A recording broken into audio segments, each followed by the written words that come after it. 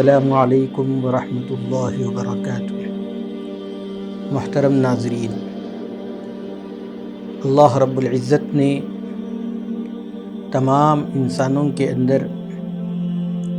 ایک چیز مشترک رکھی ہے جس کو اخلاق کہتے ہیں۔ اخلاق دراصل ایسی عادت کو کہا جاتا ہے کہ انسان تھوڑی سی اس کے اوپر محنت کر لے تو بعد میں بغیر کسی فکر کے یوں ہی انسان کے ذات سے وہ اعمال نکلنے لگتے ہیں جن سے لوگ اس سے خوش ہوتے ہیں۔ دراصل اخلاق جو ہے وہ قوموں کی ترقی اور زوال کا سبب بنتے ہیں، اور کیوں نہ ہو اس لیے کہ اچھے اخلاق کو فطرتاً پسند کیا جاتا ہے اور برے اخلاق کو فطرتاً ناپسند کیا جاتا ہے۔ یعنی انسان کی فطرت میں اللہ رب العزت نے یہ بات رکھی ہے کہ وہ اچھے اخلاق سے متاثر ہو اور برے اخلاق سے وہ متنفر ہو، اس سے دور ہو۔ چنانچہ ہم دیکھتے ہیں کہ اللہ کے رسول صلی اللہ علیہ وسلم نے جب اپنی نبوت کا اعلان کیا تو اللہ کے رسول صلی اللہ علیہ وسلم نے سب سے پہلے اپنی ذات کے بارے میں پوچھا کہ میرے بارے میں تمہارا کیا خیال ہے؟ اس کے جواب میں پورے لوگوں نے بیک زبان ہو کر کہا، قد جربناک الا صدقا، ہم نے آپ کے اوپر جتنا تجربہ کیا ہے آپ اس میں امانت دار اور سچائی کے پیکر نظر آئے۔ اور پھر اللہ کے رسول صلی اللہ علیہ وسلم نے دعوت و تبلیغ کا جو فریضہ انجام دیا، اس میں خود قرآن کہتا ہے کہ اللہ کے رسول صلی اللہ علیہ وسلم سے کہلوایا گیا، لقد لبثت فیکم عمرا، کہ میں نے تمہارے درمیان اپنی زندگی گزاری ہے۔ اور اسی سے آپ اندازہ کر سکتے ہیں کہ اللہ کے رسول صلی اللہ علیہ وسلم اخلاق کی کس بلندی پر تھے۔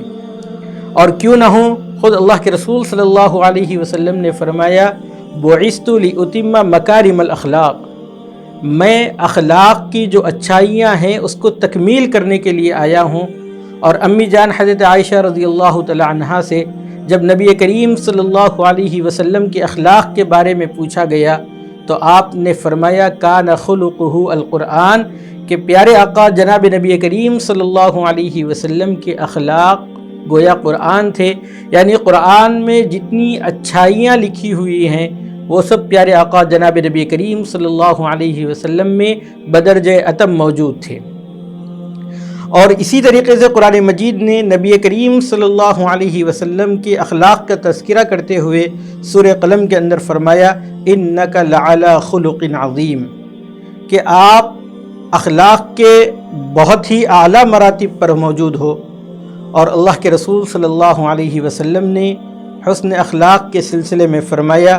حضرت عائشہ رضی اللہ تعالی عنہا سے روایت ہے، وہ فرماتی ہیں، ترمذی شریف کی روایت ہے، حضرت عائشہ رضی اللہ تعالی عنہا فرماتی ہیں، سمعت رسول اللہ صلی اللہ علیہ وسلم یقول، ان المؤمن لیدرک بحسن خلقہ درجۃ الصائم القائم، او کما قال علیہ الصلاۃ والسلام، کہ اللہ کے رسول صلی اللہ علیہ وسلم کو میں نے یہ فرماتے ہوئے سنا کہ مومن اپنے حسن خلق کی وجہ سے، اچھے اخلاق کی وجہ سے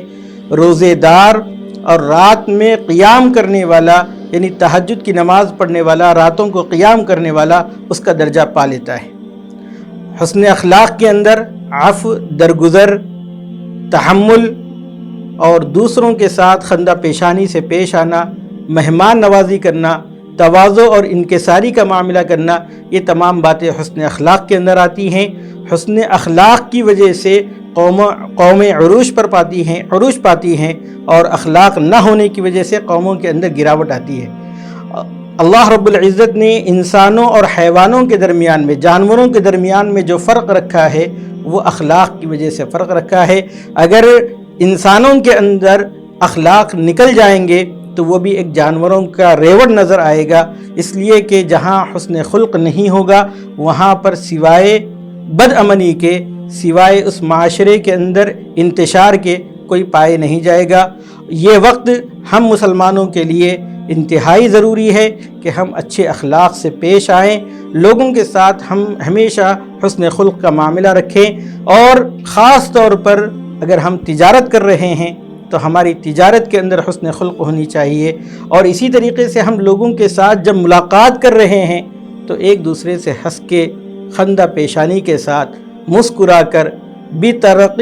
وجہ، کہ اللہ کے رسول صلی اللہ علیہ وسلم جب کسی صحابی سے ملاقات کرتے خندہ پیشانی کے ساتھ ملاقات کرتے، یہی طرز ہماری ذات سے ہونی چاہیے، اور خاص طور پر ایک مسلمان کے لیے اپنی ذات سے کسی دوسرے کو تکلیف نہ پہنچے، اس کا اہتمام تو ضرور کرنا چاہیے، اس لیے کہ اللہ کے رسول صلی اللہ علیہ وسلم نے فرمایا المسلم من سلم المسلمون من لسانہ ویدہ، حقیقی مسلمان تو وہی ہے جس کی زبان اور ہاتھ سے دوسروں کو تکلیف نہ پہنچے۔ اگر ہم کسی کے ساتھ اچھے اخلاق کا معاملہ نہیں کر پا رہے ہیں تو کم از کم اپنی ذات سے کسی کو تکلیف نہ پہنچے، اس کا اہتمام کرنا چاہیے۔ آج ہماری مجلسیں اور ہماری محفلیں سوائے غیبت کے کچھ اور نہیں ہو رہی ہے۔ اگر ہم اچھے اخلاق سے پیش آئیں گے، لوگوں کے ساتھ اچھا برتاؤ کریں گے، اور لوگوں کے ساتھ جو بھی معاملہ کریں گے حسن خلق کے ساتھ معاملہ کریں گے، تو اس سے لوگ ہمارے سے محبت کرنے لگتے ہیں، ہم سے متنفر نہیں ہوتے ہیں، اور یہی مسلمانوں کے لیے داعیانہ کردار ادا کرنے کے لیے حسن اخلاق سے مزین ہونا اور اس سے آراستہ ہونا بہت ضروری ہے۔ اللہ رب العزت سے دعا ہے کہ اللہ رب العزت ہمیں توفیق عمل نصیب فرمائے، آمین۔